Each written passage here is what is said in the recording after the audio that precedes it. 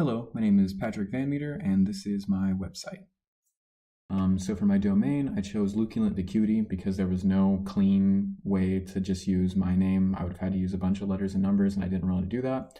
So I chose this phrase. It's kind of an oxymoron because luculent means like clear or bright and shining, and then vacuity is vacuous or empty. So it seemed appropriately edgy for a design site, so I also incorporated it in my logo. So this here is my home page. It has the geometric shape that's in my logo, and when your cursor isn't on it, it's just the flat image. And then when you hover your cursor over it, it animates and kind of bounces slowly up and down and distorts a little bit. If you click it, it'll actually take you to the gallery. I also have my menu bar up here, which takes you to every page. So if we go to About, this is the About Me section. This is the only picture that I could find that looked like I was doing something related to media. If I go to Gallery, I had these buttons animate to come in the way that they do. The color scheme for this is all this turquoise color or this gray. So I can go to Audio, and it's got all my stuff that's on SoundCloud. It's pretty bare, everything that's on here. Like I'm just kind of getting into everything. So pretty much everything that's on here is just school projects. So yeah, that's what all this is.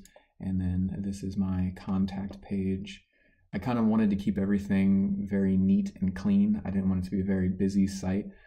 So yeah, most of the site was built in Elementor. However, what I pretty much did is I built the skeleton of the page in WordPress, like this top bar and whatnot, and the menus and the way that these buttons are animated in the drop-down menu, and the social media buttons up here, and this copyright down at the bottom. That was all done in WordPress through the customize option when you visit the site.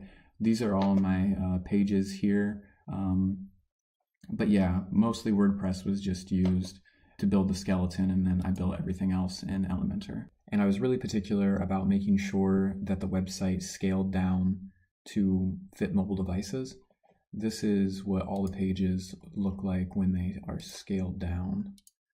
And this took a very long time to get all of them scaled properly.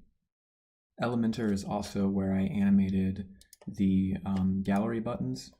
So if I make this full size, there's a bunch of different animations that you could choose from, and then they're just offset from one another by 300 milliseconds each, so they each come in at different intervals.